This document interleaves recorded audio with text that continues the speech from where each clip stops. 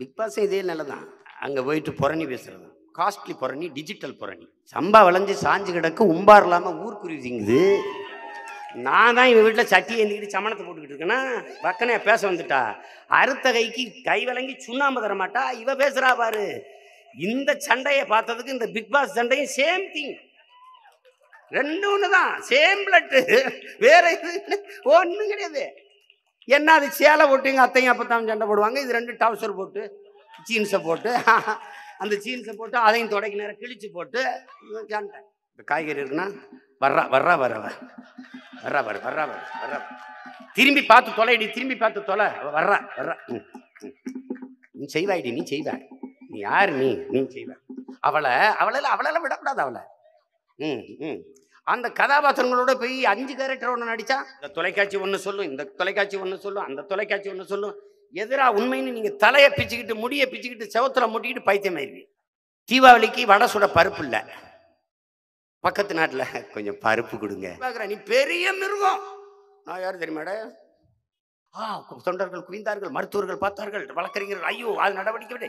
இனி ஒரு 3 நாள் இந்த காங்கிரஸ் கட்சி, இந்த பாரதிய ஜனதா தமிழ்நாட்டிற்கு தமிழர்களுக்கு இதற்காக வேண்டும் என்று ஒரே காரணம் சொல்லு. நான் கட்சியை கலைச்சிட்டு காங்கிரஸ்ல சேர்றேன் அல்லது பிஜேபியில சேர்றேன்.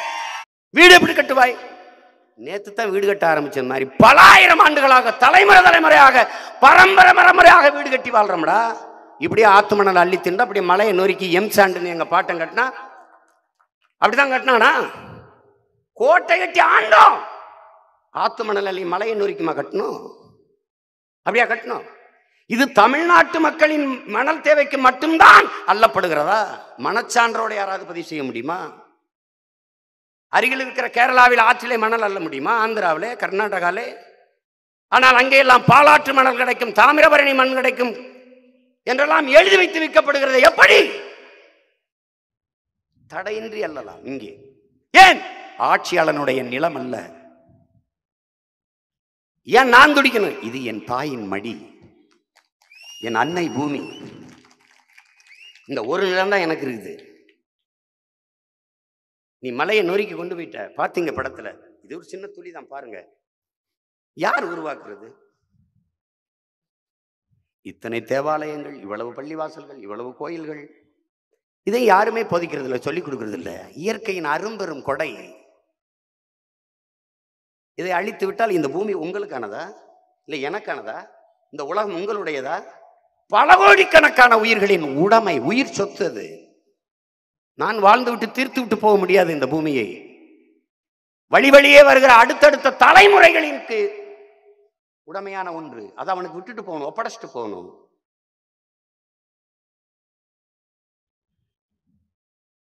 அதை விட்டுட்டு எல்லாத்தையும் நம்மளே அழிச்சு முடிச்சுட்டு போகணும். நபிகள் நாயகம் சொல்றாங்கல்ல, நீ இந்த பூமிக்கு ஒரு வழிபோக்கன், அவ்வளவுதான்.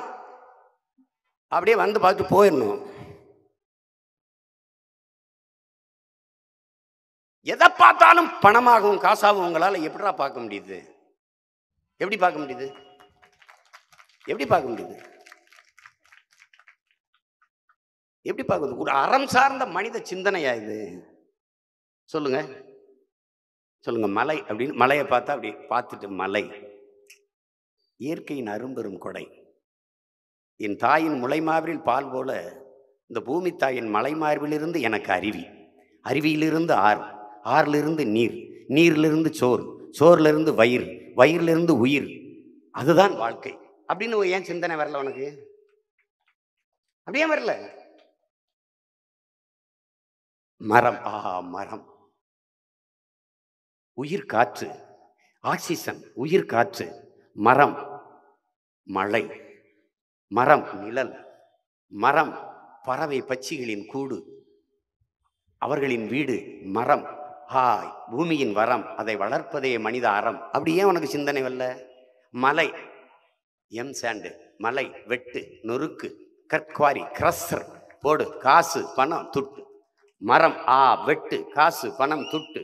ஒரு நாளைக்கு இருக்கு உனக்கு. ஒன்னும் செய்ய மாட்டேன், பூரா பையிலையும் தூக்கி ஒரு இடத்துல வச்சுக்கிருவேன், ஒரு டார்க் ரூம் இல்ல. நீ என் மலையை மணலை வித்து எவ்வளவு சம்பாரிச்ச? எவ்வளவு சம்பாரிச்ச? 5000 கோடி.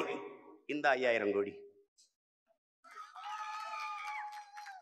என் மலையை கொடு, தாடா பணத்தடா, மலையை தாடா. மணல் இல்லையா எவ்வளோ இந்தடா பணம், மலையை கொடுறா, என் மணலை கொடுறா. பிச்சு எடுக்கலை, நீ பார்த்துக்கிட்டே இருங்க.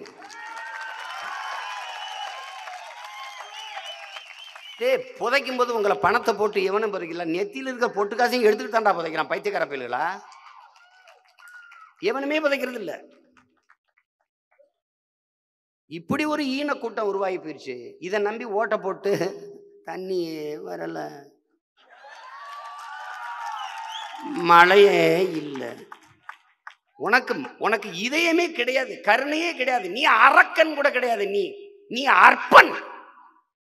அந்த படத்தை பாரு, அந்த புறாவுக்கு ஏன் தண்ணி இல்லை? அது குழாயடியில் போய் நிற்க முடியுது. ஆறு இல்லை, அருவி இல்லை, நீர்த்தேக்கம் இல்லை, அது இங்கே வந்து நிற்குது. ஒரு அணில் வந்து ஒரு சின்ன பையன் இப்படி போத்தலை கொண்டு போகிறான், அது கும்பிட்டு கும்பிட்டு இப்படி கும்பிட்டு கும்பிட்டு கும்பிட்டு கும்பிட்டு தண்ணி ஏகுது. வேணா வளைவெளியில் இருக்கு, வேணா பாருங்க. தேனீக்கல்லாம் இதுக்கு முன்னாடி நீங்கள் தண்ணி குடிக்கிறது பார்த்தீங்களா, குழாயில் வந்து மொத்தமாக அப்படியே மொச்சு அப்பிக்கிட்டு குடிக்குது, தண்ணி இல்லை. ஒரு பசுமாடு வருது, ஒரு குழாய் அடி, அந்த குழாய் எந்த வருங்க ஒரு அடி அடிச்சுட்டு போய் குடிச்சிட்டு வருது, திருப்பி ஒரு அடி அடிச்சுட்டு போய் குடிக்குது. இந்த பாவமெல்லாம் உங்களை சும்மா விடாது. ஒரு நாள் பிச்சை எடுத்தே சாப்பிட்றான் எல்லா பேரும், நீங்கள் பார்த்துட்டே இருங்க, பிச்சை எடுத்தே சாப்பிட்றேன். ஐயோ, உலக பெரிய பணக்காரன், அவன் வீடெல்லாம் தங்கமும் நகையும் பணமும் தான். அப்பப்ப போய் தங்கம் சரி நிறைய அப்படி சரியா இருக்கா, பணம் சரியா இருக்கான்னு சோதிச்சுட்டு வருவான். அந்த அறைக்குள்ள, அறை முழுக்க பெரிய அறை, அறை முழுக்க தங்கம் பணம். ஒரு நாள் போனவன் உள்ள போனவன திரும்பி வர முடியல, கதவை அதுவா பூட்டிக்கிச்சு. அது ஏதோ இன்டர்லாக் சிஸ்டம் ஏதோ வச்சிருந்துருக்கான், அதை டக்குன்னு மூடிக்கிச்சு. அவனால திறக்க முடியல, உள்ள இருந்து கத்துறான், வெளியில எவனுக்கும் கேட்கல. அப்புறம் என்ன ஆனது? ஒரு வாரம் கிடச்சி உடச்சி பார்க்குறாங்க, என்னடா முதலாளியை காணாமன்னு. தங்கத்து மேலையும் பணத்து மேலையும் குப்பரை விழுந்து செத்து கிடக்குறான். அப்போ கீழே எழுதுறான் ஒருத்தன், அப்போவாது உங்களுக்கு தெரியலையாடா பணத்தையும் தங்கத்தையும் சாப்பிட முடியாதுன்னு, அப்போவாது தெரியலையா? என்ன கொடுமை பாருங்க. ஏறக்குறைய முடிச்சுட்டாங்க. ஒரு கேள்வி, இப்ப விளிங்கத்துல துறைமுகம் கட்டணும், சரி கட்டணும், எதுக்கு கட்டணும்? விளிங்கத்துல வாழ்றான், வேணாம்னு போராடுறான், எதுக்கு கட்டணும்? ஏற்கனவே கேரளாவில் துறைமுகம் இருக்கா இல்லையா? இருக்கு. அதுல என்ன பிரச்சனை? என்ன பிரச்சனை சொல்லுங்க? அந்த துறைமுகத்தில் பத்தலை அவங்களுக்கு, ஏன் பத்தலை? ஏதாவது காரணம் இருக்கா புதிய ஒரு துறைமுகம் கட்டுவதற்கு? இதுவரை இந்த நிலத்தில் இருந்த துறைமுகங்கள் எல்லாம் இயற்கை துறைமுகங்கள், இயற்கை துறைமுகங்கள்.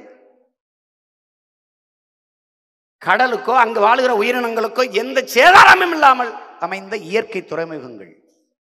அப்படிதான் இங்க நம்ம தாத்தா காமராஜ் பேர்லையும் தாத்தா வஉசி பேர்ல இருக்க துறைமுகங்கள் அப்படிதான் உருவாச்சு, இருக்கு. அப்படிதான் கொச்சின்ல இருக்கிறது, அந்த துறைமுகங்கள் அப்படிதான். ஆனால் விளிங்கத்தில் நீங்க கட்டுவது செயற்கை துறைமுகம். 80 லட்சம் டன் கற்களை எங்க கொட்டணும்? நீங்க சொன்ன கணக்கு 80 லட்சம் டன். ஆனா நீங்க 1,60,60,000 டன் கூட நீங்க கொட்டலாம். நீங்க அதில் நாங்கள் ஒன்றும் சொல்ல முடியாது, நீங்க எவ்வளவு வேணாலும் கொட்டலாம். நாங்க என்ன அளந்து பார்த்துட்டா இருக்க முடியும்? ஆனால் இதே கற்களை, இதே மேற்கு தொடர்ச்சி மலையின் தொடக்கம் கேரளா தான். துறைமுகம் இருக்கு உனக்கு. ஆனால் கேரளாவில் மலைகள் இருக்கும்போது உங்கள் துறைமுக தேவைக்கு உங்கள் மலைகளை நோக்கி நீங்கள் ஏன் கற்களை எடுத்துக்கொள்ளவில்லை? பதில் இருக்கா? ஏன்னா அவன் அப்பனுக்கு பிறந்திருக்கான், நல்ல ஆத்தாளுக்கு பிறந்திருக்கான், மானத்தோட வாழ்றான், அவன் மண்ணை நேசிக்கிறான். அதனால எனக்கு என் மலையை தொடாத, தொடல.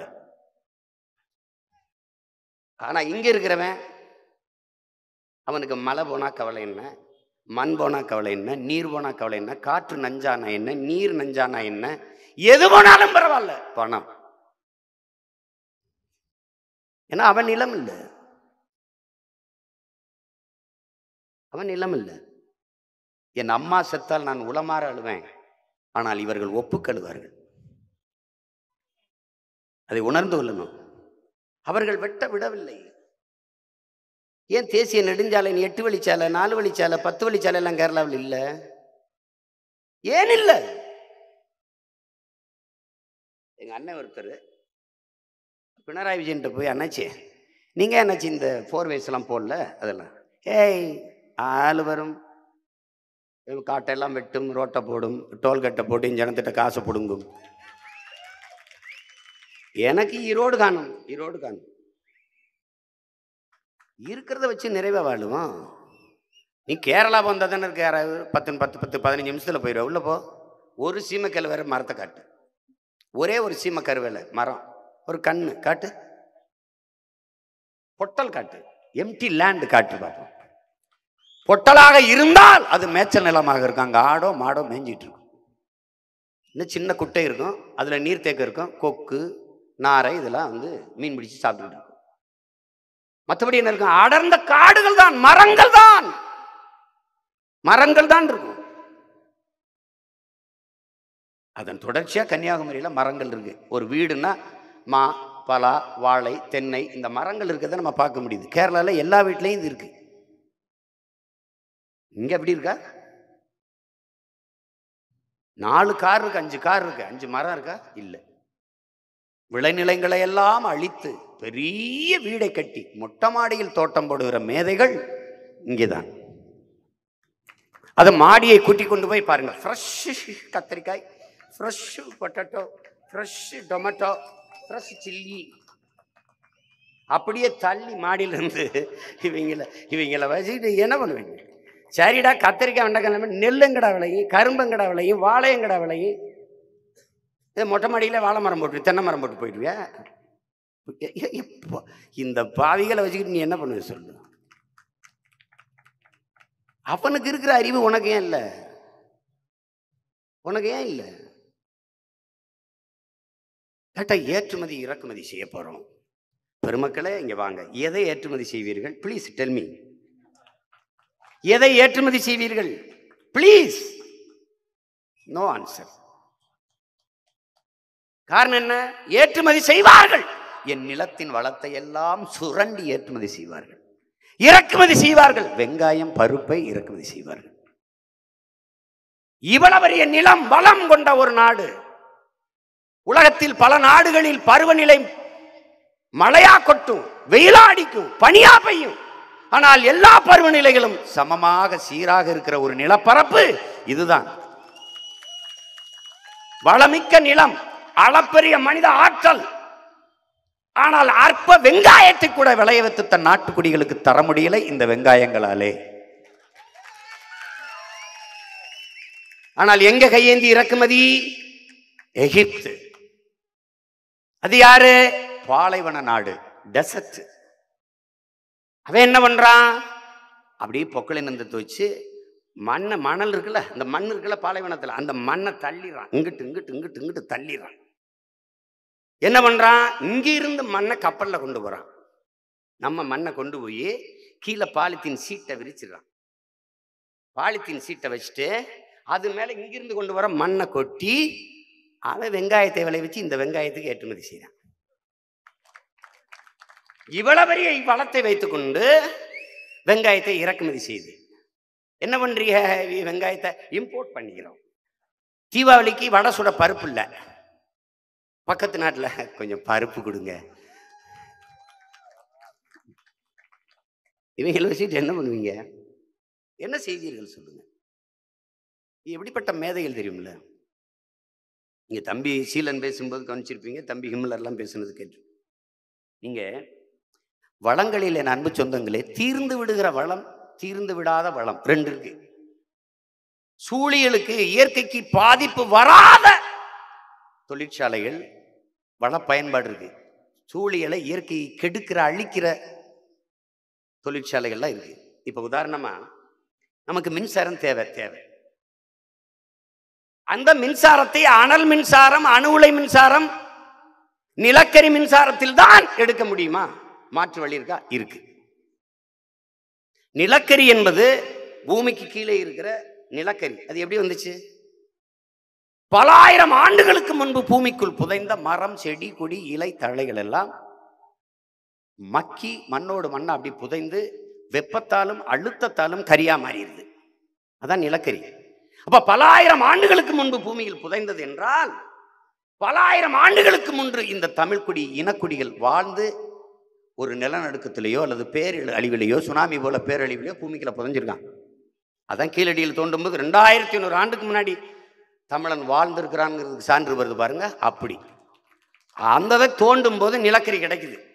நிலக்கரி மூலமா நீ கறி எரிச்சு மின்சாரத்தை தயாரிக்கிற. சரி, தயாரிக்க எவ்வளவு நாளத்துக்கு தோண்டுவ? இப்படியே நீ தோண்டிட்டு போற. முதல்ல 15,000 எடுத்த, அப்புறம் 30,000 ஏக்கர் எடுத்த, இப்ப மேலும் 26 ஏக்கர் எடுக்கிறதுக்கு நெய்வேலியில நீ எங்களை கொள்ற. எங்கள் வாழ்விடத்தையும் விளைநிலங்களையும் பறிச்சு வரட்டுற. அனல் மின்சாரம். சரி, அனல் மின்சாரம் தயாரிக்கிற. அதுல இருந்து வருகிற இந்த உலர் சாம்பல் அதை எங்கே கொண்டு கொட்டுறது? உலர் சாம்பல் எல்லாம் நிலத்துல பீச்சி அடிக்கிறீங்க. நீங்க எண்ணூர்ல எனக்காவது ஒரு சும்மா அண்ணன் சொல்றேனே போய் பாருங்க, கொஞ்ச நாள் போய் பாருங்க. அந்த எண்ணூருக்கு போயிட்டு வந்தீங்கன்னா என்ன சட்டை போட்டிருந்தாலும் வெள்ளையா சாம்பலா தான் இருக்கும். என் வண்டியில கருப்பு வண்டி போச்சுன்னா திருப்பி வரும்போது சாம்பல் படிஞ்சிருக்கும், ஆஸ் கலர்ல மாறிடும். துணி காய போட்டிங்கன்னா படிஞ்சிடும். சாப்பாடை வச்சு நீங்க சாப்பிட தொடங்குனீங்கன்னா அதுல இருந்து வர்ற தூசியை தான் சாப்பிடணும். எப்படி சுவாசிப்பாங்க மக்கள்? உலர் சாம்பலை கொட்டி வெறும் சாம்பல் மேடுகளாக மாற்றி இருக்கிறது அனல் மின்சாரம். மாற்று இல்லையா? நீங்க இந்த உலர் சாம்பலை கொண்டு போறதுக்கு ஒரு குழாயை பதிச்சிருக்காங்க. என் உடன் பிறந்தார்களே, அண்ணன் சத்தியஞ்சோரன் நம்புங்க. அந்த குழாய் அப்படியே இத்து வெடிச்சிருக்கு, பீச்சு அடிச்சுக்கிட்டே இருக்குது. அதை செப்பனிட முடியல. இந்த குழாயை தாங்கி பிடிக்க தூண் ஏற்படுத்தியிருக்கான், தூண் கட்டியிருக்கான். இந்த குழாய்க்கு இந்த தூணுக்கு 1/2 அடி இடைவெளி இருக்கு. எவ்வளவு அறிவாளிகள் பாருங்க. இந்த குழாய் இருக்குல்ல, இந்த குழாயை ஒட்டி இந்த தூண் தாங்கி நிக்கல, 1/2 அடி இடைவெளி இருக்கு. அனல் மின்சாரத்தை கட்டிட்டு அதுக்கப்புறம் அணுவுல. இப்ப அணுவுல இல்லைன்னா மின்சாரம் எப்படி? அணுவுலை கண்டுபிடிக்கப்பட்டது மின்சாரம் தயாரிக்கவா? யாராவது சொல்லு. இல்ல மின்சாரம் கண்டுபிடிக்கப்பட்டது அணு உலையாலையா? யாராவது சொல்லுங்க. அணுகுண்டு மேலே அமர்ந்திருப்பதும் அணு உலைக்கருகில் குடியிருப்பதும் இரண்டும் ஒன்றுதாங்கிறான். நான் சொல்லல, அணு விஞ்ஞானியே சொல்றான். எதையுமே நாங்க சொல்ல, அவனே சொல்றான். அணு கதிர். என் அன்பு உடன் பிறந்தார்களே, பேரன்பு மிக்க என் பெற்றோர்களே, நன்கு கட்டமைக்கப்பட்ட கான்கிரீட் சுவரை லட்சம் கிலோமீட்டர் வேகத்திலே கிழித்து கொண்டு போகிறான். நன்கு கட்டிய கான்கிரீட் சுவரையே லட்சம் கிலோமீட்டர் வேகத்தில் கிழிச்சு கொண்டு போவோம்னா இந்த சதையை அது எந்த வேகத்தில் கிழிக்கும் என்பதை அறிவார்ந்த தமிழ் சமூக மக்கள் சிந்திச்சு பார்த்துக்கிறீங்க. அணு உலையை கடற்கரை ஓரத்தில் வைக்கிறான். எதுக்கு? அணு உலையை குளிர வச்சுக்கிட்டே இருக்கணும். தண்ணீர் எடுத்து அது மேலே அடிச்சுட்டே இருப்பான், பீச்சு அடிச்சுட்டே இருப்பான். அந்த தண்ணீரை எங்கே விடுவான்? கடலுக்குள்ள விடுவான். கடலுக்குள்ள விடுவான். கடலுக்குள்ள இது என்ன செய்யும்? நஞ்சாகும். அணு உலை வெடிக்கவெல்லாம் வேணாம், துளி அளவு கசிவு வந்தாலே போதும். அந்த நீரை அந்த அணு உலையை கழுவி விடுகிற நீரே போதும். அந்த நீர் தரையில் விட்டு புல்லு முளைத்தால், அந்த புல்லை என் பசுமாடு தின்றால், அந்த பசுமாடு தின்னுட்டு பால் கறந்தால், அந்த பாலை எடுத்து நான் நெய்யாக்கி அல்லது வெண்ணெயாக்கி ஒரு கண்ணாடி போத்தலில் அடைச்சு அதை மூடி விளக்கெல்லாம் அணைத்து விட்டு நடு அறையில் வைத்தால் பளிச்சென்று பகல் போல எரியுங்கிறான். இதையே நான் சொல்லல, அணு விஞ்ஞானிகளே சொல்றான். எல்லாம் கவனிச்சுக்கிறோம் நீங்க. இதெல்லாம் பேசுனா இவர் பாருங்க, நாட்டுக்கு தேசத்துக்கு எதிராக பேசுறாரு, தேசத்துறை எதிராக தேசம் எதிராக நாடு. ஏன்டா உங்களோட இப்படி இம்சையா இருக்கு? அப்ப எப்படி சீமான்? வாடா, தீர்ந்து விடாத வளர்க்குடா சூரிய ஒளி. அதனால மின்சாரம் தயாரிக்கிறதுல எந்த ஆபத்தும் இல்லடா. எல்லா இடமும் போடுறா சூரிய ஒளி மின்பூங்காவ. இல்லை என் அன்பு தம்பி தங்கைகள், அறிவார்ந்த எனது பெற்றோர்கள், என்னிலும் இளைய படித்த என் தம்பி தங்கைகள் நன்கு புரிஞ்சுக்கணும். அணு உலை மின்சாரத்தை இங்க பாருங்க, காற்றாலையின் மூலம் சுற்றுச்சூழலுக்கு எந்த இயற்கைக்கு எந்த பாதிப்பும் வராமல் நம்மளால் மின்சாரத்தை எடுத்துக்கொள்ள முடியும். காற்றாடி மூலம், சூரிய ஒளியின் மூலம் மின்பூங்கா அமைத்து சூரிய தகடு, அந்த ஒளி தகடுகளை வைத்து நம் மின்சாரத்தை தயாரித்துக் கொள்ள முடியும். கடல் அலையினாலே மின்சாரத்தை தயாரித்துக் கொள்ள முடியும். வேகமாக செல்கிற வாகனங்களின் வேகத்திலே சாலையின் இருபக்கமும் காற்றாடிகளை வைத்து மின்சாரத்தை தயாரித்துக் கொள்ள முடியும். இந்த காற்றாடி மின்சாரத்தை இயற்கை சூரிய ஒளியில் தயாரிக்கிற அந்த சூரிய மின்பூங்காவில் தயாரிக்கிற சூரிய ஒளி தயாரிக்கிற மின்பூங்காவை இதையெல்லாம் யார் தயாரிக்கிறார்கள் என்று அறிவார்ந்த என் தம்பி தங்கள் சிந்திக்கணும், என் மக்கள் சிந்திக்கணும். காற்றாலை மூலம் தயாரிக்கிறது எல்லாம் தனியாருக்கு அரசு கொடுத்துருது.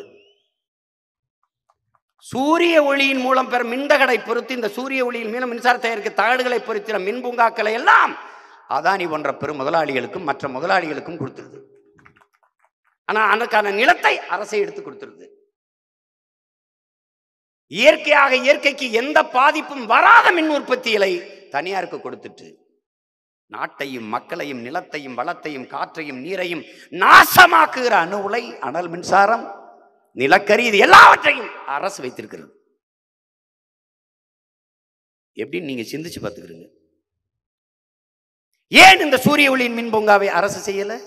ஏன் இந்த காற்றாலை மின் உற்பத்தியை அரசு எடுத்து செய்யல?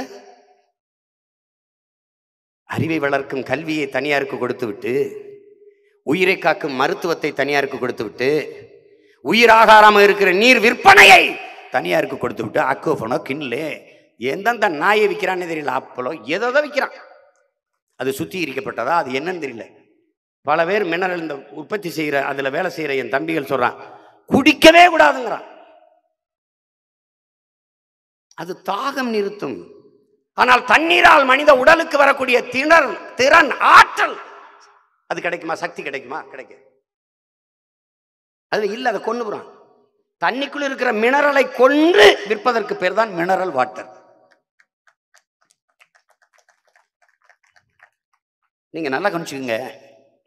எங்க அப்பா நம்மாழ்வார் வெள்ளிங்கிரின்னு அவருடைய நண்பர் மருத்துவர், அவர்கிட்ட போயிட்டு, வெள்ளிங்கிரி இந்த காய்ச்சலுக்கு வெந்நீர் குடிக்கிறது சரியா? தண்ணீரை சுட வச்சு குடிக்கலாமா? என்ன வேலை நம்ம ஆழ்வு, என்ன ஆழ்வார் நீனு இப்படி பேசிட்டு இருக்கிற? தண்ணீரில் நோயை எதிர்க்கிற ஆற்றல் இருக்கிறது அந்த தண்ணீரில் இருக்கிற நுண்ணு உயிரிகள் தான். சின்ன சின்ன உயிர்கள், கண்ணுக்கு தெரியாத பாக்டீரியா, பூஞ்சான், காளான்கள், இந்த மாதிரி சின்ன சின்ன உயிரிகள் தான். அந்த உயிரிகளை நீ வெந்நீர் வச்சுன்னா செத்து போயிரும்ல. அப்புறம் அதை குடிக்கிறனால அது எப்படி நோய் சீக்கிரம் குணமாக எப்படி சரியாகும்? இது புரியல எனக்கு. அப்புறம் அப்பா நம்ம அப்பா சொல்றாங்க பாருங்க, மனித அறிவு ராக்கெட் விடுது, சந்திரமண்டலம் போகுது, கப்பல் விடுது, புல்லட் ட்ரெயின் விடுது, என்னென்னத்தை விட்டு பார்க்குது. ஆனா பாலை தயிராக்க முடியல, தோசை மாவை புளிக்க வைக்க முடியல. உன் விஞ்ஞானத்தால் தோசை மாவை புளிக்க வைத்து காட்டு, உன் விஞ்ஞானத்தால் பாலை தயிராக மாற்று. தோற்று போனாய். அப்ப தோசை மாவை புளிப்ப வைப்பது யார்? கண்ணுக்கு தெரியாத நுண்ணுயிர்கள், பூஞ்சை, காளான், பாக்டீரியாக்கள். பாலை தயிராக்குவது யார்? அவன்தான், அவன்தான். நீ தோற்று போனாய். கண்ணுக்கு தெரியாத கொரோனா நோயில தோற்று போனாய். தொழுதாய், அழுதாய், செவித்தாய், கிடா வெட்டினாய், பொங்க வைத்தாய், எல்லாத்தையும் மூடிவிட்டு ஓடி போனாய். பணம் நிறைய வைத்திருந்தாய், நகைக்கடையில் போய் நகை வாங்கலாம் நினைக்கல. கார் ஷோரூம்ல போய் விலை உயர்ந்த காரை வாங்கி நிறுத்தலாம் நினைக்கல. பட்டு மாளிகை பட்டாடைகளா வாங்கி குவிக்கலாம் நினைக்கல. எங்க மளிகை கடை திறந்திருக்கும்? எங்க காய்கறி கடை திறந்திருக்கும்? ஏன்? தொலைக்காட்சி இல்லாமல், கார் இல்லாமல், நகை இல்லாமல், எது இல்லாமலும் உன்னால் வாழ முடியும். நீரும் சோறும் இல்லை என்றால் வாழ முடியாது. அதை உணர்த்தியது கண்ணுக்கு தெரியாத ஒரு கொரோனா என்கிற நோய் தொற்றி. கண்ணுக்கு தெரியல, அந்த வைரஸ் உனக்கு உணர்த்துது. நீ பெரிய விஞ்ஞானி, கிழிச்ச நீ. கொசு கடிச்சா அவனால தாங்க முடியல, நீ என்னென்னமா பண்ணி பாக்குற. நீ பெரிய மிருகம். நான் யாரு தெரியுமாட? கொசு கடிச்சவன தெரியல, டெங்கு வந்துருது, ஊதியறான் சங்கு. இவ்வளவுதான். நீ அம்பிடுத்தான் தட்சாலி வரானார், அவ்வளவுதான். நீ உடனே நிலவேம்பு கஷாயம் குடியுங்கள், மிகவும் நல்லது. என்ன புடுங்க நான் மருத்துவம் படிச்சேன் நீ வச்சுக்கிட்டு இருந்த? நீ அறிவியல் வளர்ந்துருச்சு, மாத்திரை இருந்துருச்சு, மருந்து இருந்துருச்சு. ஒரு கொசு கடிச்சா வர்ற டெங்குக்கு எங்க நிலவேம்பு கஷாயத்துக்கு வந்துட்டியா ராஜா? இவ்வளவு காலத்துல இன்னும் சாண்டிஸுக்கு மஞ்சக்காமலைக்கு வந்துட்ட மருந்து இல்லையே. எங்க கீழா நெல்லியை அரைச்ச ஆட்டுப்பாலில் கலந்து குடிங்கிறீடா நாயே. அதுதான்டா நாங்க சொல்லிட்டு இருக்கோம். எங்க போச்சு கொரோனாவுக்கு? கபசுர குடிநீர், கபசுர குடிநீர், கபசுர குடிநீர். அதெல்லாம் தெரியுது. அப்புறம் இந்த ஊசி அளவு, ஊசி போடல நான் நல்லா இருக்கேன் பாரு. 2 டோஸ் போட்டவெல்லாம் போயிட்டான், எல்லாம் போய் சேர்த்தான். என்ன அளவுக்கு கொரோனா நேரத்தில் மக்கள் கூட்டத்தை சந்திச்சேன் வேணும் இல்லை. தினம் செல்ஃபி எடுத்தேன், தினம் இது பண்ணேன். மாஸ்க் போட்டு எடுத்தா அண்ணன் முகம் தெரியாது கலட்டுங்கன்னு வேற சொல்லி எடுப்பான். ஒன்றும் அவளை இது பாக்கு மரமோ முருங்கை மரம் கிடையாது, இது பனைமரம். அதனால இது இது ஒன்றும் அல்ல. 2 பாதி மருத்துவர்கள் அண்ணனை எப்படியாவது ஊசி போட விட்டுறாதியே. 2 பாதி இன்னொரு சரி பாதி தம்பிகள் அண்ணனுக்கு எப்படியாவது கூட்டிகிட்டு போய் ஊசியை போட்டு விட்டுருங்க. டேய் நீங்கள் ஒரு முடிவு பண்ணிட்டு வாங்க, போடவா போட வேணாமா, அதுக்குள்ள முடிஞ்சு எல்லாம். அது ஒன்றும் இல்லை. இதில் அறிவார்ந்த தமிழ் சமூகங்கள் சிந்திச்சுக்கிறதோ, கல்வியை உங்கள்கிட்ட கொடுத்துரும், தனியார் நல்லா நடத்துவாருன்னு வித்துருச்சு, நீரை தனியாருக்கு வித்துருச்சு. ஆனால் சாராயத்தை மட்டும் அரசு விற்கிது பாருங்க, எவ்வளோ பொறுப்பாக விற்கிது பாருங்க. இப்போ என்ன செய்வாங்கல்ல, உணவுப் பொருள் இருக்குல்ல, உயிர் காக்கிற உணவு, அரிசி பருப்பு காய்கறி வெண்டைக்காய் கத்தரிக்காய் அது இது எல்லாத்தையும் தனியார் வித்துக்குரு. சாகணுமா விஷம் மருந்து வேணுமா எனக்கிட்டவா, நான் வச்சிருக்கேன், அரசு வச்சிருக்கேன். 2 ஒன்று தான். பூச்சி மருந்தை குடிக்கிறது ஒன்று தான், சாராயத்தை குடிக்கிறது ஒன்று தான். அது இப்போல்லாம் சாராயத்தில் பார்த்தீங்கன்னா தம்பி செந்தில் பாலாஜி வந்ததுக்கு அப்புறம் நிறைய கள்ளச்சாராயம், கள்ளச்சாராயம். அவன் சாராயம் குடிச்சு செத்தா 10 லட்சம் கிடைக்குதுன்னு நிறைய குடிக்கிறான். என்ன வெறுமனே பால்டா குடிச்சு எலிமருந்து குடிச்சு சாகிறதுக்கு இந்த சாராயத்தை குடிச்சு செத்தோம்னா வீட்டுக்காவது ஒரு 10 லட்சம் கிடைக்குது. இப்போ அந்த மகராசனுக்கு முடியல, என்ன பண்ணுறது? கைதுன்னா அந்த அரசியல்வாதிகளுக்கெல்லாம் தலைவர்களுக்கெல்லாம் நெஞ்சு வலி வந்துருது. எத்தனை தெலுங்கு படத்தில் பார்த்துருக்கோம். அப்படியே படுத்துக்குருவா, உடனே சரசரன்னு கொண்டே ஹாஸ்பிட்டலில் சேர்த்து விட்டோன்னா நர்ஸு டாக்டரை கரெக்ட் பண்ணி வச்சுக்கிட்டு அங்கேயே கோட்டரை போட்டு. நம்ம ஐயா விஜயகாந்த் நடித்த படத்தில் எத்தனை படத்தில் ஹாஸ்பிட்டலில் கைது பண்ணியிருக்காரு இது மாதிரி நாடகம் போட்டோன்னே. இவருக்கு வந்து உண்மையிலே நெஞ்சு வலி இருக்கு, ஆப்ரேஷன்லாம் பண்ணணுன்றாங்க. அவங்க சொல்லியிருந்தாங்க இந்த இசிஜி இயல்பு நிலையில் இல்லை அப்படின்னு. இசிஜி இயல்பு நிலையில் இல்லை. தம்பி செந்தில் பாலாஜியால் நாடு மக்களும் 2 வருஷமா இயல்பு நிலையில் இல்லை. மின்சார கட்டண உயர்வு, மின் தடை, ஃப்ளக்சுவேஷன், ட்ரக் ட்ரக் பிறக்குன்னு ஏசி ஓடும் நின்றுக்கிறோம், மின்சாரம் ஓடும் தப்புன்னு அணைஞ்சிக்கிறோம், மங்கள டியூப்லைட் எரியும், என்னென்னா ஃப்ளக்சுவேஷன். அதை இயல்பு நிலையில் இல்லை. மற்றபடி சரக்கு அது உள்ள பொண்ணில் எவனும் இயல்பு நிலையில் இல்லை. அது அது அது அது அது ஒரு அது ஒரு அது ஒரு பக்கம். என்ன பண்ணுறது சொல்லுங்க? என்னமோ நடந்துருச்சு. அவர் ஏமாத்தினது, அவர் பணம் முறைகேடா சேர்த்தது, இது அந்த பிரச்சனையெல்லாம் விட்டுட்டான் மொத்த பேரும். இப்போ அவர் உடல்நிலையை பற்றி நீங்கள் என்ன நினைக்கிறீர்கள்? தொண்டர்கள் குவிந்தார்கள், மருத்துவர்கள் பார்த்தார்கள், வழக்கறிஞர்கள் ஐயோ அது நடவடிக்கை விட. இனி ஒரு 3 நாளைக்கு 30 நாளைக்கு இதே வச்சு செய்வாங்க. என்னடா உங்க பிரச்சனை, உங்களுக்கு என்னதான்டா பிரச்சனை? அப்பா அதை விட்டுட்டேன்ப்பா, மறந்துட்டேன்ப்பா, வேற ஏதாவது பேச்சு பேசுங்கப்பா நம்ம சொல்லணும். தொலைக்காட்சியை திருப்பிறதிய, நீங்க லூஸ் ஆயிருவிய, உங்களை பைத்தியக்கார ஆஸ்பத்திரியில் சேர்க்க வேண்டியது வரும். தயவு செய்து திருப்பிறதிய. எதையோ ஒன்று போட்டு பாருங்க, செய்தி சேனல் மட்டும் பார்த்துருது. இந்த தொலைக்காட்சி ஒன்று சொல்லும், இந்த தொலைக்காட்சி ஒன்று சொல்லும், அந்த தொலைக்காட்சி ஒன்று சொல்லும். எதிரா உண்மைன்னு நீங்க தலையை பிச்சுக்கிட்டு முடியை பிச்சுக்கிட்டு செவத்துல முட்டிக்கிட்டு பைத்தியம் ஆயிருவீங்க. உண்மையிலே பைத்தியம் பண்ணவெல்லாம் இருக்கான்ல. என்னை பார்க்க ஒருத்தர் வந்து 10 ஆண்டுக்கு முன்னாடி கட்சியில் சேர வந்தார். அவர் எப்படி வந்தாருன்னா, என்னை வச்சு படம் எடுக்கணும்னு வந்தார். பெரிய செல்வந்தர் வந்தவர் திடீர்னு 2 ஆண்டுகளாக காணோம். அப்புறம் நான் அவரை தேடல, நான் கட்சி வேலையாக பல வேலையில் போயிட்டேன். என் மேலே அவர் தமிழ் மேலே, தமிழர் இனத்து மேலே இருந்த பற்றில் என்னை தேடி வந்தார், எனக்கு உதவணும்னு வந்தார். ஒரு காலகட்டத்தில் அவர் வந்து திடீர்னு என் வீட்டுக்கு வந்துட்டார். வந்து ஒரு மாதிரி சோகமாக இருந்தார். என்ன அப்படின்னா அழுதார். ஏன் அழுகுறீங்கன்னு கேட்டேன். இந்த மாதிரி என்னுடைய மனைவிக்கு கொஞ்சம் உடல்நிலை சரியில்லாமல் போச்சு. உடல்நிலை சரியில்லாம் என்னாச்சு? மனநலம் பாதிச்சு கொஞ்சம் ஒரு பைத்தியம் மாதிரி ஆயிட்டாங்க. என்னங்க சொல்கிறீங்க? ஆமாம். என்ன அப்படின்னு ஒன்று இல்லைங்க, சீரியல் அடிக்கடி பாப்பா. இல்லை சீரியல் சிரிக்காதே, சிந்திச்சு பாருங்க. சீரியல் பாப்பா, சீரியல் பார்க்கும்போது அந்த கேரக்டர்களோட போயிடுறது. இந்த காய்கறி இருக்குன்னா வர்றா வர்றா வர வர்றா வர வர்றா வர வர்றா, திரும்பி பார்த்து தொலைடி, திரும்பி பார்த்து தொலை, வர்றா வர்றா. நீ செய்வாய்டி, நீ செய்வாய், நீ யார், நீ செய்வாய். அவளெல்லாம் விடக்கூடாது. அவளை அந்த கதாபாத்திரங்களோட போய் 5 கேரக்டர் ஒன்று நடிச்சா, ஒரு கேரக்டர் நடிச்சா ஒழுங்கா இருக்கலாம், 5 கேரக்டர் நடிச்சா அவளை மாதிரியே பேசிக்கிட்டு இவெல்லாம் ஒரு பொம்பளை, இவெல்லாம் வந்து இப்படி அப்படின்னு பேச, கடைசியா மென்டல் ஹாஸ்பிட்டல் தான், வேற என்ன இருக்கும்? ஒன்றும் கிடையாது. பிக் பாஸ் இதே நிலைதான். அங்கே போயிட்டு புரணி பேசுறது, காஸ்ட்லி புரணி, டிஜிட்டல் புரணி. எங்கள் ஊர்ல எல்லாம் உன்னை பற்றி தெரியாதடி, எந்த வருஷம் இல்லாமல் 4 காணி விளைஞ்சிருச்சுனாண்டி வாங்கி குடித்த சிரிக்கி உனக்கு இப்படி எடுத்துக்கிட்டு அடிக்குது. எங்கள் ஊர் மொழியில் ராமநாதபுரம் சிவங்கிற மொழி இதுதான். நீங்கள் பேசுகிற மக்கா அப்படி எங்கது இல்லை, அதில் வேற. ஏலே இங்கே வாடே, இப்போ அவங்க அந்த பொம்பளை சம்பா விளைஞ்சி சாஞ்சு கிடக்கு, உம்பார் இல்லாமல் ஊர்க்குருவி திங்குது. நான் தான் இவன் வீட்டில் சட்டி ஏந்திக்கிட்டு சமணத்தை போட்டுக்கிட்டு இருக்கேன்னா பக்கனே பேச வந்துட்டா. அறுத்த கைக்கு கை விளங்கி சுண்ணாம்பு தர மாட்டா, இவ பேசுறா பாரு. இந்த சண்டையை பார்த்ததுக்கு இந்த பிக் பாஸ் சண்டையும் சேம் திங், 2 ஒண்ணுதான், சேம் பிளட்டு, வேற இது ஒன்றும் கிடையாது. என்ன அது சேலை போட்டு எங்கள் அத்தையும் அப்பத்தான் சண்டை போடுவாங்க, இது 2 டவுசர் போட்டு ஜீன்ஸை போட்டு, அந்த ஜீன்ஸை போட்டு அதையும் தொடக்கி நேரம் கிழிச்சு போட்டு சண்டை. அதை பார்க்கறதுக்கு ஒரு 9 மணிக்கு பயங்கர கூட்டம். பிக் பாஸ் சக்சஸ். என்ன பெத்த அம்மா,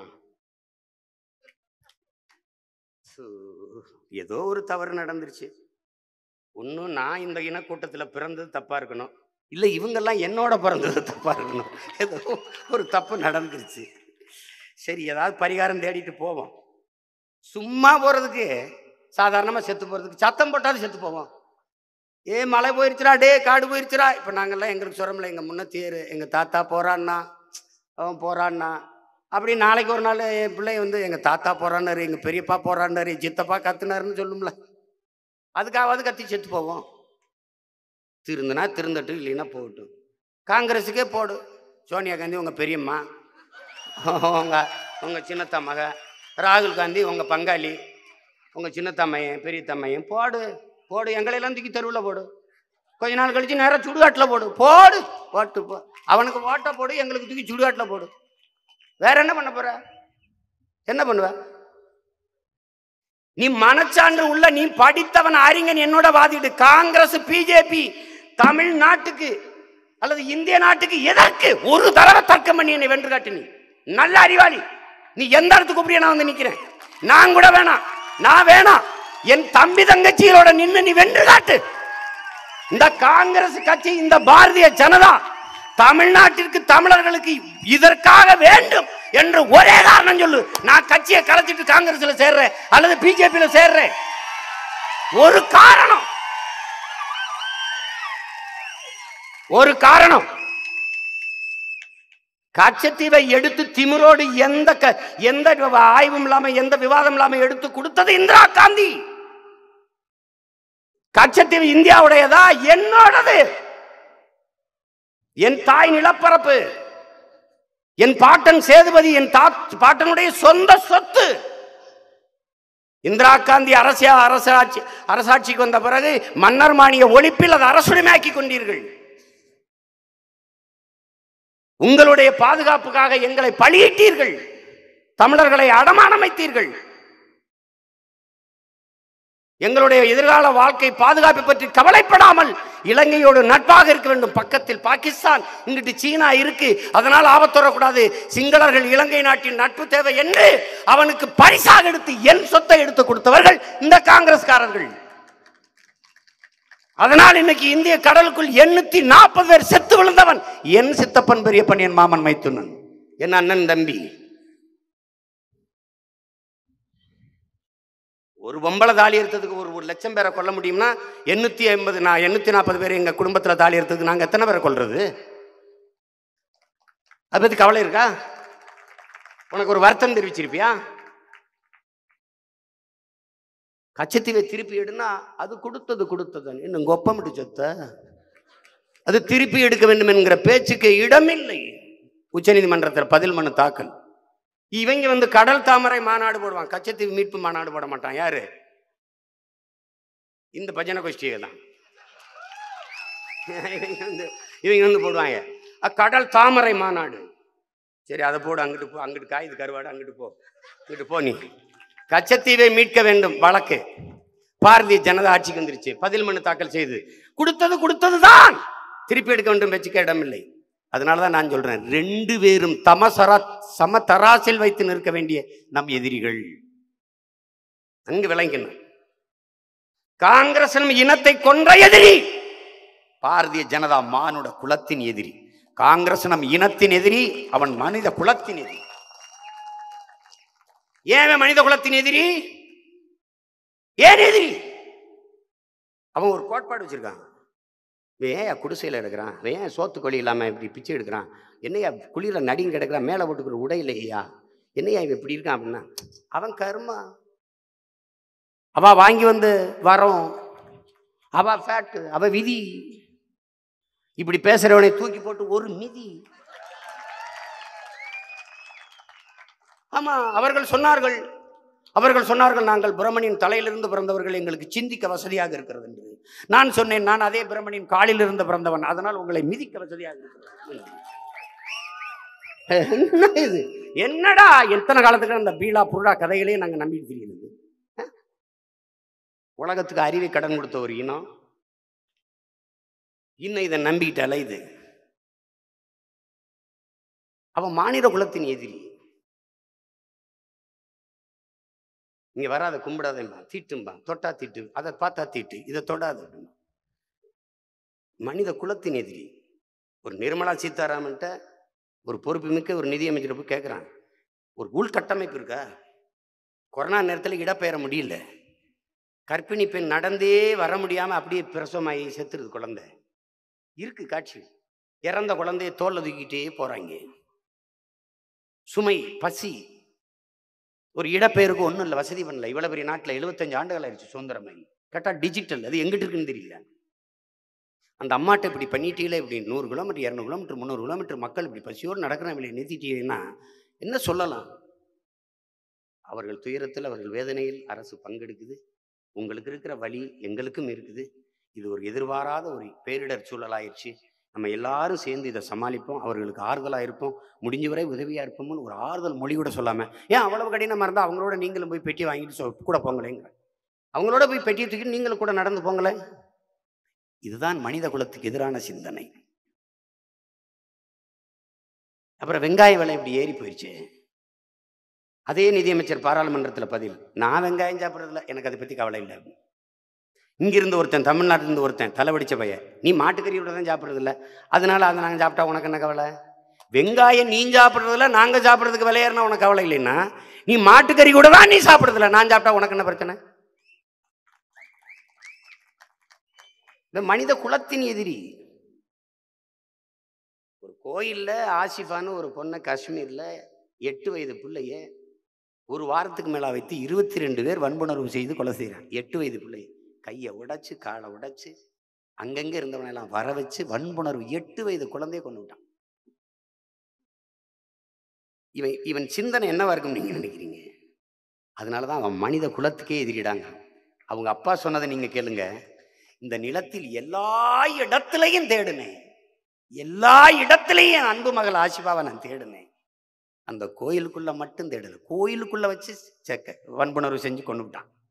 அவர் சொன்ன வார்த்தை, எல்லா இடத்திலையும் தேடுனேன், இந்த கோயிலுக்குள் மட்டும் தேடல, ஏன்னா அது இந்துக்கள் வழிபடுகிற புனிதமான இடம், அங்க இது போன்ற ஒன்று நிகழ்ந்துரும்னு நான் கனவுலையும் நினைக்கலன்ற. இந்த தேசம் வெக்கி தலைகுனிய நம்பியே கொடுமைங்க இதெல்லாம். நீ போடு, அவனுக்கே போடு, அவனுக்கே போடு. ஹிட்லரே ஜெர்மன் கடைசியா அழிஞ்சு நிர்மூலமாகிற வரை ஜெர்மானியர்கள் நம்பினார்கள் ஹிட்லர் எல்லாம் செய்வது தேசப்பட்டிருக்காக என்று. நீனும் அதே தான் நினைத்து கொண்டிருக்கிறாய். இவர் செய்கிற எல்லாமே தேசப்பட்டிருக்காக.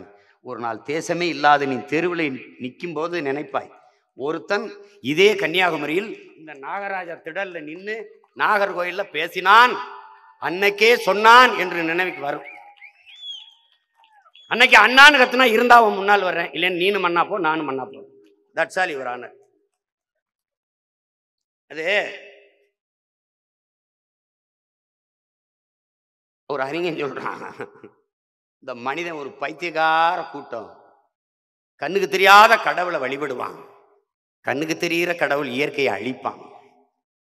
அந்த பைத்தியக்கார கூட்டம் தான் இதெல்லாம் இந்த அழிச்சுக்கிட்டு இருக்கு பாரு. இதெல்லாம் நானே படைக்கிறன்னு ஒரு இந்தி நடிகர், அவர் சொல்றதை நீங்க ஆழ்ந்து கவனிக்கணும். சின்ன சின்ன பதிவு தான் போடுவார்.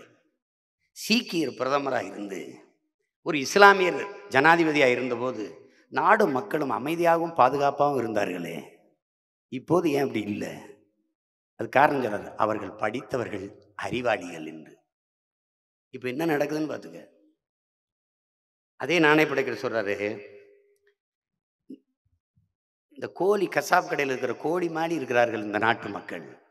கசாப் கடையில் இருக்கிற கோழி வெட்டிக்கிட்டு இருப்பான், அவன் இந்த கூண்டுக்குள்ள இறைய போட்டிருப்பான். இதை பற்றி கவலைப்படாமல் அந்த இறைய திங்கிறதுலேயே இருக்கும். இதை வெட்டி தூக்கி வீசிட்டு அதை அப்படி பிடிச்சி கொண்டு வந்து சர சர சரன்னு தோலை உரிச்சு டக்கு டக்கு டக்கு டக்கு டக்கு டக்குன்னு வெட்டிக்கிட்டு இருப்பான். அங்கே ஒரு ஆள் கவலைப்படாமல் கொக்குன்னு கொத்திக்கிட்டே இருப்பார். அவர் இறைய கொத்திக்கிட்டே இருப்பார். கொஞ்ச நாளில் இறையாக போகிறோம்னு தெரியாமல் கொஞ்ச நேரத்தில் ஆயிடுவார். அவர் என்ன சொல்றாரு தெரியுமில்ல, இந்த கோழி தாண்டா நீங்க. முதல்ல இஸ்லாமிய மக்கள், அப்புறம் விவசாயிகள், இப்ப மல்யுத்த வீராங்கனைகள், இரு உன்னோட டர்ன், உன்னோட முறையும் வரப்போகுது. நமக்கு அது வருது, வெயிட் அண்ட் சீ. வரும். நீ ஒரு கேள்வி கேள, எதுக்காக பணம் செல்லாதுன்னு சொன்னீங்க? ஏன்னா பதில் சொல்ற நபர் நான் கேட்கிறேன், பதில் சொல்ல மாட்டாங்கல்ல. நோ நோ பதில், நோ ஆன்சர். அதுக்கு என்ன தெரியுமா? அவனை இக்னோர் பண்ணுங்க, அவனை ஃபர்கெட் பண்ணுங்க, அவனை அவாய்ட் பண்ணுங்க. எத்தனை நாளைக்கு பண்ணிடுவ நீ? எத்தனை நாளைக்கு பண்ணுவ?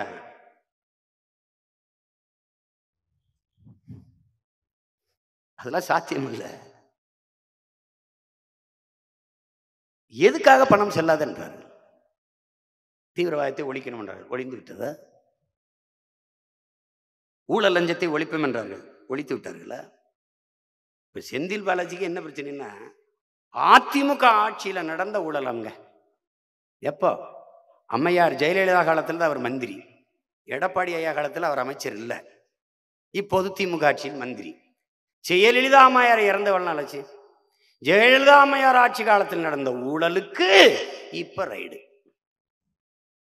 எப்படிப்பட்ட நேர்மையாளர்கள் ஆட்சியில நீங்க வாழ்றீங்கன்னு பாருங்க. இவ்வளவு நாள் என்ன பண்ணிட்டு இருந்தீங்கடா?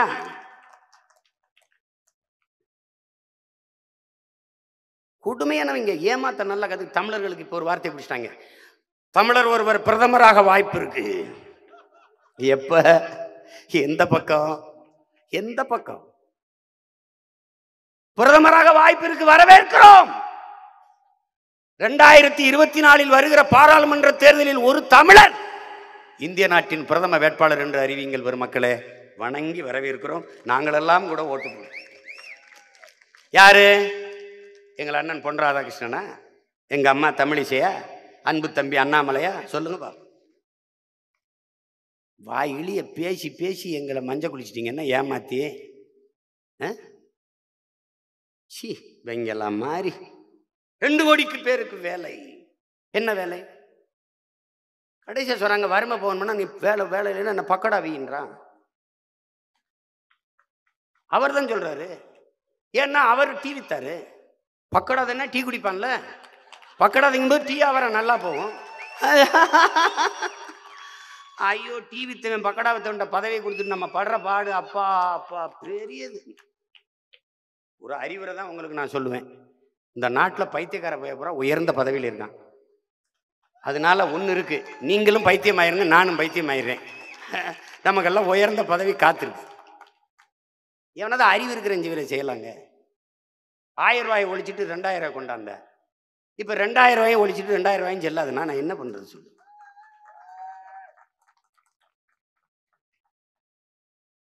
ஐயோ, கால கொடுமையே.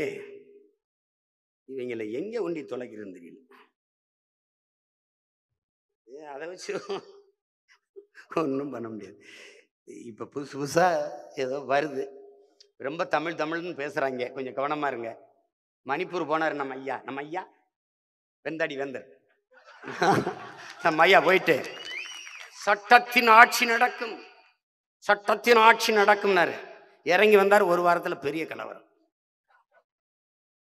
அவர் குறி வச்சு பேசுறாரு, என்ன நடக்கும்னு படபடப்பா இருக்கும், படபடப்பா இருக்கும். ஐயோ, ஒரு படத்துல எங்க அண்ணன் பிறகு படம் தான் நினைக்கிறேன், மணமகளே வான்னு நினைக்கிறேன். அதுல எங்க மாமா எஸ்.எஸ். சந்திரன் வந்து நல்லா இருப்ப அப்படின்னா வீட்டில் ஏதாவது ஒரு கெட்ட காரியம் நடந்துடும். நல்லா இருப்ப அப்படின்னா, ஐயோ ஆசீர்வாதம் பண்ணிட்டானே, என்ன நடக்க போகுதோ, நல்லா இருப்பாயின்னு சொல்லிட்டானே, ஐயோன்னு இருப்பாங்க. யாராவது ஒரு தாத்தாவோ பாட்டியோ செத்து போய்வாங்க. அது மாதிரி இவர் வர புயரா நீர் உயரா, நீர் உயரா, நெல் உயரா, நெல் உயரா, குடி உயரா, குடி உயரா, கோல் உயரா, கோல் உயரா, கோன் உயர். ஏன் பல ஆயிரம் ஆண்டுக்கு முன்னாடி எங்க அவை செத்து போனான்னா இந்த துயரத்தை நம்ம கேட்கணும், போயிடும்னு போயிட்டான். இப்ப எங்காலு கீழே போய் பதிவு போடுறான். பெட்ரோல் விலை உயரா, டீசல் விலை உயரா, டீசல் விலை உயரா, லாரி வாடகை விலை உயரா, லாரி வாடகை விலை உயரா, அத்தியாவசிய பொருள் அரிசி பருப்பு விலை உயரா, அத்தியாவசிய விலை உயரா, அதானி அம்பானி வாழ்க்கை தரம் உயரும். எப்பா எப்பா, நானும் 10 வருஷமா பேசி டயர்ட் ஆயிட்டேன். இவங்கள ஒன்றும் பண்ண முடியாது. அவன் விட அவனா பேசிட்டு போயிடுவான் அப்படின்ற மாதிரி பெரியார் சொல்றாரு. நீ மானமுள்ள 1000 பேரோட சண்டை போட்டுடலாம்டா, ஆனா மானங்கட்ட ஒருத்தனோட சண்டையை போட முடியாது. நீ என்ன பேசுனால, என்ன இப்படிலாம் பேசிட்டாப்புல, நாங்க என்ன அதெல்லாம் வருவேன்ப்பா, செய்வேன்ப்பா. என்ன பாருங்க, நீங்க பாருங்க, 2 பேரும் ஒண்ணுதான். நீங்க பாரதிய ஜனதா திமுக வேற வேறலாம் நினைச்சிட்டு இருக்காது, 2 ஒண்ணுதான், சேம் பிளட் தான், சேம் பிளட். எது ஒன்று நீ மாறுதல் கண்டுட்டா சரி. இந்த திமுக தான் எதுக்கு, காங்கிரஸ் பிஜேபி விடு, அவங்க எதுக்கு, ஒரு 10 பைசா பிரயோஜனம் இல்லை. அவன் இந்த நாட்டை அடிச்சு நாசமாகணும் தான் மிச்சம். இந்த நாடு இவ்வளவு ஏழ்மை வறுமையில இருக்குது. 20 கோடி மக்கள் இரவு உணவு இல்லாமல் தூங்க போறார்கள். அது காரணம் இந்த ஆட்சியாளர்கள் தானே. சரி, என்றைக்காவது ஒரு நாள் இந்த மண்ணிலே இருக்கிற காங்கிரஸ் அல்லது அதிமுக அல்லது திமுக அல்லது பிஜேபி ஒரு நாள் இது என் மண்ணில் வளம், இது என் நிலம், என் தாய் நிலம், என் தாயின் மடி, என் மலையை தொடாதே ஒருத்தன் பேசுனது உண்டா? பேசுனது உண்டா? அவனுக்கு தெரியாதா இந்த மலையை நம்மளால் உருவாக்க முடியாது? அமெரிக்க அதிபர் பைடன் கையெழுத்து போட்டாலும் அரிசி பருப்பு வராது. எங்க ஆத்தார் அப்பனும் நிலத்தில் இறங்கி உழுது வச்சு விளைய வைக்கணும். தம்பி, எத்தனை ஜி அலைபேசியில் செல்போனில் வரலாம், கஞ்சி விவசாயி நாங்க தான் ஊத்தணும். விண்வெளியில் பறந்து போவாய், பிளைட்டில் போவாய், அது டெவலப், அது வளர்ச்சி. ஆனால் வானூர்தியில் போறவனுக்கும் வயிறு பசிக்கும், தாகம் எடுக்கும், தண்ணீரும் ஜோறும் நிலத்திலிருந்தா வரணும். Be careful. நான் நிக்கிற மேடை, நான் பேசுகிற ஒளி வாங்கி, அங்கே ஒளியை பெருக்கி கொடுக்கிற ஒளிபெருக்கி ஸ்பீக்கர், இந்த விளக்கு, இந்த மின்சாரம், இந்த மாளிகை, இந்த கட்டடம், இந்த ஷூ, இந்த உடை, இந்த பெல்ட், இந்த கடிகாரம், இந்த பூமியில் நீங்க பார்க்கிற கப்பல், பேருந்து, ஈருந்து, பொண்ணு, மணி, நகை, வைரம், வைடூரியம் எல்லாவற்றையும் தந்தவள் இந்த பூமி தாய் தான். எல்லாவற்றையும் தந்த அவளுக்கு நீ தந்தது என்ன? இதான் கேள்வி. நீ தந்தது என்ன? விளக்கமாத்தடி, செருப்படி, ஈரக்கொலையை அறுத்தாய் மீத்தேன் என்று, சிறுநீரகத்தை அறுத்தாய் ஈத்தேன் என்று, நிலக்கரி, அந்த கறி, இந்த கறி, அவளை குடஞ்சி இதயத்தை பிடுங்கின, மலையை அறுத்த, பால் ஊட்டிய தாயின் மாரையே அறுத்த, இந்த மார்ல பால் குடிச்சிட்டு இந்த மார்ல அறுக்கிற ஒரு பச்சை துரோகத்தை நீ செய்த. உன் தாயின் மாறு மாறிதான் பூமி தாயின் மாறாக மலை முளையாக இருக்கிற மலை, அதிலிருந்து வந்த அருவிதான் உனக்கு எல்லாத்தையும் தந்துச்சு. இந்த உலகம் வளமாக இருக்க காரணமே அருவியும் ஆறும் தான். பூமியின் உடலில் இரத்த நாளங்கள் போல பூமி தாயின் இரத்த நாளங்கள் இந்த நதிகள், இந்த ஆறுகள். அந்த ஆறை உருவாக்கியவள் மலை, அவளை அறுத்து நொறுக்கி விட்டாய், நாசம் பண்ணிட்டை. இதெல்லாம் பெத்த தாய் பால் வீட்டிய மாறை அறுத்த பச்சை துரோகம். இதெல்லாம் என்னைக்கு உணர்றது? என்னைக்கு உணர்றது? எனக்குன்னா உன்ட்ட ஓட்டு வாங்கி ஏமாத்த தெரியாதா எனக்கு? விடு, வீட்டுக்கு ஒருத்தனுக்கு 1 லட்ச ரூபா சம்பளத்துக்கு வேலை, வீட்டுக்கு ஒருத்தனுக்கு காரு, ஏன் ஹெலிகாப்டர், ஒருத்தனுக்கு ஒரு ஹெலிகாப்டர் வாங்கி கொடுக்குறேன். இப்படி பசப்பா இனிப்பா பேசி வா தெரியாதா? நான் அதெல்லாம் தரமாட்டேன்.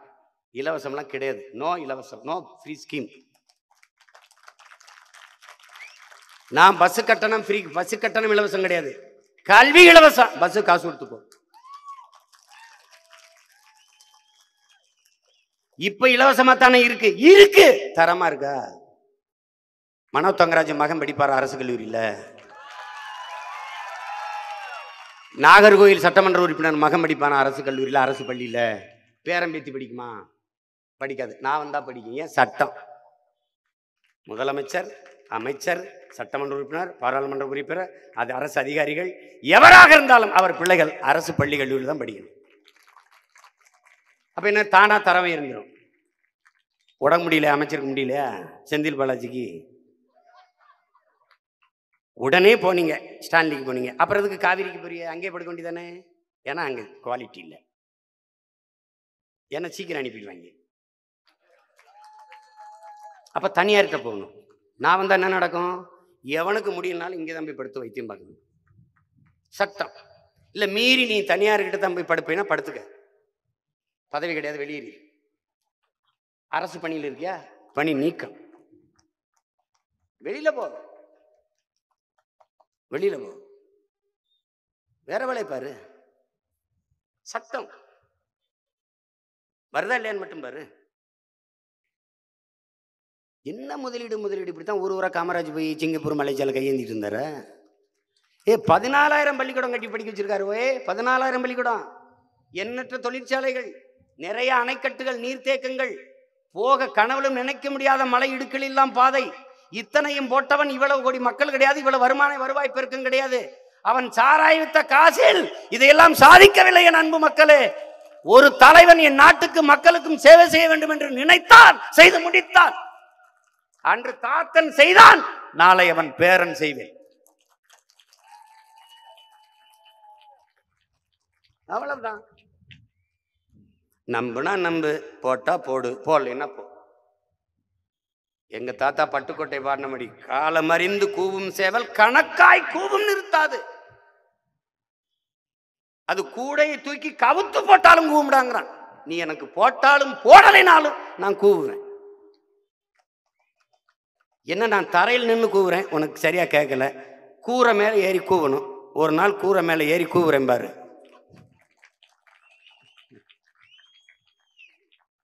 போடு, ஒரு ஓட்ட போடு. காங்கிரஸுக்கு போட்டு என்ன கண்ட, பிஜேபிக்கு போட்டு என்ன கண்ட? இன்னமோ உனக்கு காங்கிரஸ் தான் உன்னை பாதுகாக்க போற மாதிரி, கிறிஸ்தவர்களுக்கெல்லாம் அவர் தான் பாதுகாப்பு. ஒரு நன்மை சொல்லு, காங்கிரஸ் செஞ்சது கிறிஸ்தவர்கள் சொல்லு. திமுக தான் இஸ்லாமியர்களுக்கு அரண், ஒன்று காட்டு. ஒரு நன்மை சொல்லு, ஒரு நன்மை சொல்லு. நாங்கள் பேசுறதை விட்டுறோம். இந்த கேள்வி என்னை தவிர யாரும் பிஜேபி எழுப்பல. பிஜேபி கிறிஸ்தவர் இஸ்லாமியர் வாக்கு வேணான்னு முடிவு பண்ணிட்டுது. அதை நான் வரவேற்கிறேன். அதை போலவே அவன் வாக்கு வேண்டாம் என்று முடிவு செய்த நீங்கள், அவன் வரியும் வேண்டாம் என்று முடிவு செய்து அறிவிச்சிருங்க. இவங்களுக்கு மான ரோஷம் வெக்க இருக்கா? பிஜேபியில் இருக்கவனுக்கு நீ இந்து இதெல்லாம் பேசிட்டு இருக்கிற, இங்க இருக்கிற இஸ்லாமியனெல்லாம் நீ பாகிஸ்தான் போய் சொல்ற, காஷ்மீர்ல இருக்க இஸ்லாமியனை இந்தியாவுக்குள்ள வாழ்ற. ஏடா லூசாடா நீங்க? என்னடா உங்கள் பொலிட்டிக்கல் பாலிசி என்னடா? காஷ்மீர் இந்தியாவுக்குள்ள வரணும், இந்தியாவுக்குள்ள வா, இங்க இருக்கிற பாகிஸ்தானுக்கு போ, பாகிஸ்தானுக்கு போ. படித்தவர்களே, அறிவார்ந்தவர்களே, இந்த நாட்டின் விடுதலைக்கு போராடியவன் பாகிஸ்தான் பங்களாதேஷில் இருக்கிறான். இந்த நாட்டின் விடுதலைக்கு ஒரு போராட்டம் கூட போராடாதவன் ஆர்எஸ்எஸ் பிஜேபியில் இருக்கிறான். பாராளுமன்றத்திலும் சட்டசபையிலும் இருக்கிறான். இந்தியா எந்த நாட்டோடும் பகை நாடாக இருந்திருக்கலாம், ஆனால் பாகிஸ்தான் பங்களாதேஷோட இருந்திருக்க கூடாது. இந்திய தாய் பெற்று போட்ட குழந்தை பாகிஸ்தான், பாகிஸ்தான் பெற்று போட்ட குழந்தை பங்களாதேஷ். பிரசவம் பார்த்த தாய் பாட்டி இந்தியா. வரலாற்றை படி. உன் பிள்ளைகளை நீ எப்படி எதிரியாக்கினாய்? 400 ஆண்டுகள் என்னை அடிமைப்படுத்தி ஆண்ட பிரிட்டன் என் பாட்டனை தூக்கிலிட்டு சுட்டுக்கொன்று சிறைப்படுத்தி வதைப்படுத்தி மிதிப்படுத்தி செக்கிலுக்கு வைத்து கொன்ற பிரிட்டிஷ்காரன் வெள்ளக்காரன் உனக்கு நண்பன். அவன் இந்த நாட்டை அடிமைப்படுத்த ஆளுகிற போது இந்த நாட்டின் விடுதலைக்கு போராடியவன். பாகிஸ்தான் பங்களாதேஷில் இருக்கிற இந்த நாட்டின் மக்கள் இன்னைக்கு உனக்கு பகைவர்கள்.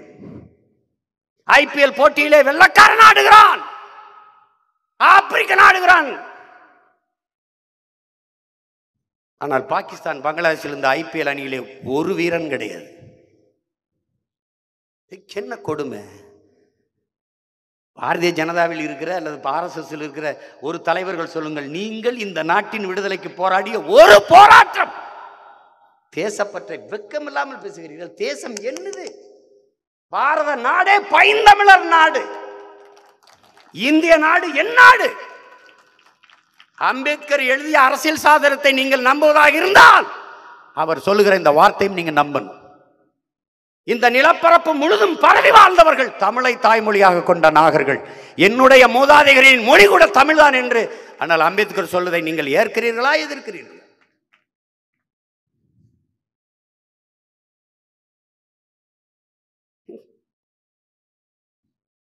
இவன் ஒரே ஒரு இடத்துல தான் வருமானம் ஈட்டுறான். என் உடன் பிறந்தார்களே, இந்த நாடு ஒரே ஒரு ஏற்றுமதியில் தான் அதிகமாக சம்பாதிக்குது. அந்நிய செலாவணி காசு கொண்டு வருது. அது என்னது? மாட்டுக்கறி ஏற்றுமதி. மதிப்புமிக்க என் மக்களே, நல்லா சிந்திச்சு பாருங்க. மாட்டுக்கறி ஏற்றுமதி, பீஃப் எக்ஸ்போர்ட். நான் சொல்லும்போது எல்லாம் கேலி பண்ணி கிண்டல் பண்ணீங்க. ஒரு நாள் அவரே சொல்லிட்டாரு, beef export Hindustan is number 1. யாரு? நம்மால். மாட்டுக்கறி 24 லட்சம் டன் ஆண்டு ஒன்றுக்கு ஏற்றுமதி. மாட்டுக்கறி. அந்த மாடு மேல உங்களுக்கு கருணை கிடையாது. அதுக்கு பேர் என்ன தெரியுமா? Tradition meet. அந்த அந்த அந்த பொட்டலத்தில் எழுதியிருக்கு. 24 லட்சம் டன் அதிக ஏற்றுமதி செய்கிறது மாட்டுக்கறி. இந்த மாட்டுக்கறி ஏற்றுமதி செய்யப்படுற நாடுகள் இஸ்லாமிய கிறிஸ்தவ நாடுகள். மாட்டுக்கறியை வித்து அவன் கொடுக்குற காசு வேணும். எப்படி இருக்கு? இதில் என்ன கொடுமைனா, ஊரானுக்கு ஊட்டி விடுகிற என் நாடு உள்ளவன் சாப்பிட்டா கொன்னு வருது. இப்ப ஒரு ஒரு குடிமகனுக்கு என்ன கேள்வி? முதலில் என் உணவை உறுதி செய், பிறகு நான் என்ன சாப்பிடுவது என்பதை முடிவு செய். உணவு என்பதும் உடை என்பதும் மதம் என்பதும் வழிபாடு என்பதும் அவரவர் உரிமை. நீ எனக்கு விருந்துக்கு கூப்பிட்டுருக்க, நான் உன் வீட்டுக்கு வந்திருக்கேன், எனக்கு இலைய போட்டுட்ட, இலையில சாப்பாடு வைக்கிற, வெண்டைக்காய் கூட்டு, முட்டைக்கோசு பொரியல், கத்தரிக்காய் கூட்டு எல்லாம் வச்சிருக்க. நீ தக்காளி தொக்கு வச்சிருக்கிற, கீரை வச்சிருக்கிற, எல்லாம் வச்சிருக்கிற, சோறு வச்சிருக்கிற, எல்லாம் வச்சிருக்கிற. ஆனால் முதலில் முட்டைக்கோசு பொரியலை சாப்பிட்றதா, கத்திரிக்காய் கூட்டை சாப்பிட்றதா, தக்காளி தொத்தை தொட்டுக்கிறதா என்பதை முடிவு செய்ய வேண்டியது நான். நீ முன்னாடி நின்றுக்கிட்டு முட்டைக்கோசு முட்டைக்கோசுன்னு சொல்லி என்கிட்ட போடா லூசு, இலையத்துக்கு போட்டு போட. வீட்லயே நான் கேட்க மாட்டேன், நாட்டில் எப்படி கேட்கறது? ஏன் விருப்பம்? ஏன் விருப்பம்? நீ தூக்குல தொங்கி செக்கு இழுத்து பல ஆண்டுகள் சிறையில் கிடந்து செத்த என் முன்னோர்களுக்கு, அவன் வாரிசுகளுக்கு, எங்களுக்கு இல்லாத தேசப்பட்டு இவனுக்கு வந்துடுது. என்ன இதை நம்பிக்கிட்டு நாடு தேசம், என்ன தேசம் வச்சிருக்க? ஒன்றுதுன்னு இந்த நாட்டில் ஒன்று சொல்லு. ட்ரெயின் வச்சிருக்கியா? ஃப்ளைட் வச்சிருக்கியா? எஜுகேஷன், மெடிக்கல், டிரான்ஸ்போர்ட்டு, இல்லை மிலிட்ரி, எல்லாம் போச்சு. எல்லாம் பிரைவேட்டைசேஷன். அவன் ஒரு பாலிசி எடுத்துக்கிட்டான். Privatization, liberalization, globalization. முடிஞ்சு ராஜா. உலகத்தின் சந்தை ஆயிடுச்சு. உலகமே சந்தை ஆயிடுச்சு. அதில் இந்தியா பெரிய சந்தை ஆயிடுச்சு. That's all. இப்போ நீ ஒரு உயிர் நினச்சிக்கிட்டு இருக்கியா? பைத்தியம். நீ உயிரா? நீ ஒரு மனுஷனா கிடையாது. நீ அவனுக்கு ஒரு வரி, ஒரு வாக்கு, ஒரு வரி. நீ வாழ்றதே அவனுக்கு வரி கட்டத்தான். நீ வீடு கட்டி காட்டு பார்ப்போம். வீடு கட்டிடு, செங்கலுக்கு வரி, சிமெண்ட்டுக்கு வரி, சுண்ணாம்புக்கு வரி, கம்பிக்கு வரி, எல்லாத்துக்கும் வரி. என்னப்பா வீடு கட்டுறோம்னா போன வருஷம் கட்டிக்கிட்டு இருக்கேன்னே. என்ன கட்டிக்கிட்டு இருக்க? வரி கட்டிக்கிட்டு இருக்கேன்னே. வீடு கட்ட முடியாது. அப்படி ஒரு சூழலை இவர்கள் உருவாக்கி விட்டார்கள். நீ வாழவே முடியாது. நீ பெட்ரோல் டீசல் விலையில இடப்பெயர்வு சிக்கலாயிருது. லாரி வாடகை கூடியிருக்கு. லாரிக்குள்ளே இருக்கிற அரிசி பருப்பு கத்தரிக்காய் தக்காளி விலை கூடிருது. இதை வாங்கிட்டு வந்து இந்த விலை ஏற்றத்தை சமாளிக்க முடியல. வந்தால் சிலிண்டர் விலை ஏறிடுது. அதை சமாளிக்க முடியாமல் பார்த்தா மின்கட்டண விலை ஏறிடுது. அதை சமாளிக்க முடியல. சொத்து வரிங்கும் போது வீட்டு உரிமையாளர் என்ன பண்ணுவான்? வாடகையை கூட்டுவான் வாடகை வீட்டில் இருக்கிறவனுக்கு. ஏன்னா அவன் சொத்து வரி கட்டணும்னா இந்த வாடகை வாங்கி தான் கட்டணும். அப்போ 7000 ரூபாய்க்கு வாடகை இருக்கிறவன் 10,000 கட்டணும். ஆனால் இவனுக்கு வருமானம் பெருகிருக்கா? இல்லை. வரி பெருகுது, வருமானம் பெருகுதா? இவன் 30,000 மாதம் சம்பளம்னா அந்த 30,000 தான். ஆனால் மின்கட்டண உயர்வு, எரிகாற்று இந்த சிலிண்டர் விலை உயர்வு, காய்கறி அரிசி பருப்பு விலை உயர்வு, பால் விலை உயர்வு, எல்லா விலையும் உயர்ந்து போயிருது. எப்படி வாழ்றது? நம்மெல்லாம் ஒரு கூட்டத்துக்கு போனா, ஏப்பா என்னப்பா இன்னும் நீ போகல, என்னப்பா இங்கே நின்றுக்கிட்டு இருக்க, இன்னுமா நீ போகல அப்படின்னு நம்ம கேட்போம்ல. அப்படி அவங்க நம்மளை பார்த்து என்ன கேட்குறாங்க? ஹேய், இன்னுமா நீங்கெல்லாம் சாகலை, இன்னுமா உயிரோடு இருக்கீங்க? இதுதான் அவங்க நம்மகிட்ட எழுப்ப இருக்கிற கேள்வி. அதுக்குள்ள பாருங்க, செத்து போங்க இல்லை அவங்கள சாகடிங்க, ரெண்டுல ஏதாவது ஒன்று செய்யுங்க. ஒன்றும் செய்வேனா? இந்த நாடு மக்களும் இந்த நிலமும் வளமும் நல்லா இருக்கணும், இன்னொரு தலைமுறை வாழணும் என்றால் ஒரே ஒரு வழிதான் இருக்கு. உங்களின் மதிப்புமிக்க வாக்கை எங்களுக்கு தருவது. அதை விட்டா வழி கிடையாது. இந்த மண்ணை, பூச்சியை, வண்டை, மரத்தை, செடியை, கொடியை, காற்றை, நதியை எல்லாவற்றையும் பேரன்பு கொண்டு காதலிக்கிற ஒருவன்கிட்ட அதிகாரத்தை நீங்க கொடுக்கணும். அதை செய்யலைன்னா ஒரு வழியே கிடையாது. அல்லையா? ரஜினிகாந்த் சொன்ன மாதிரி தான், இந்த நாட்டை ஆண்டவனாலும் காப்பாற்ற முடியாதுன்ற மாதிரி யாராலும் காப்பாற்ற முடியாது.